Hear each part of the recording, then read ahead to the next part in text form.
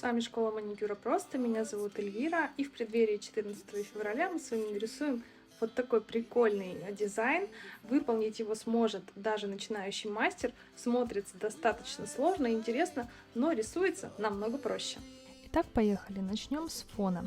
И для того, чтобы сделать такой закатный фон, нам понадобится несколько цветов, перемешать между собой, сделая что-то наподобие градиента, но не в чистом виде, а так, чтобы можно было разглядеть мазки. То есть здесь в этой технике не обязательно нам делать такой градиент с плавным переходом цветов. Если будет видно мазки, ничего страшного, даже это будет красивее смотреться. Покрываем сначала типсу по очереди цветами. В данном случае я использую синий, фуксию, такой алый цвет и желтый цвет, и перемешиваю их между собой. Каждый раз, когда я один цвет увожу в другой, вы можете видеть здесь, как я это делаю, я чищу кисточку так, чтобы убрать пигмент излишний и не запачкать следующий цвет. Ну, то есть, если, например, синий с фуксией мы можем перемешивать между собой, если я поведу кисточку дальше в оранжевый, будет уже грязь. Поэтому я там в этих местах кисточку протираю. Просушиваем, и мне захотелось сделать еще градиент поярче. Вы можете оставить его так, либо тоже продублировать еще раз каждый цвет. Здесь уже мы берем поменьше пигмента на кисточку. Можем перемешивать это, добавлять цвета точечно и потом просушивать. А можем еще раз повторить то, что мы сделали первый раз. Но мне больше нравится каждый слой где-то просушить по отдельности, добавить оранжевого, добавить желтого. То есть где нужно, я просушиваю, где не нужно, я все-таки перемешиваю цвета. Здесь вы можете, нету каких-то единых правил, как вам красивее, так и делаете. Далее я добавляю такой больше желтого на середину типсы, чтобы у нас создавалась на воде такая дорожка потом солнечная. Солнце само после просушки фона я рисую белым гель-лаком. Просушиваю, и после этого смесью желтого гель-лака с базой я перекрываю опять солнце и как бы делаю такую растушевку, эффект свечения создавая, чтобы у меня солнце как будто бы вот оно светилось. Просушиваю и начинаю рисовать лодку. Просто черным гель-лаком, тоненько. Сначала это может быть просто набросок. Вот я потом ее сделаю чуть пошире. Сейчас мне достаточно, что она вот такая вот у меня тоненькая, если можно так сказать, лодка. И в лодке уже рисую силуэт сначала девушки. Здесь можно на самом деле, не обязательно такой силуэт. Можно разные силуэты рисовать.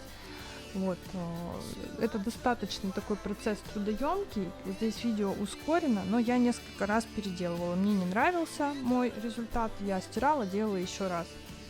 Поэтому, если лодка хорошо получилась, вы ее просушите, а силуэты уже потом после просушки лодки рисуйте, чтобы не стирать вместе с силуэтами, в случае, если они не получились, и лодку тоже.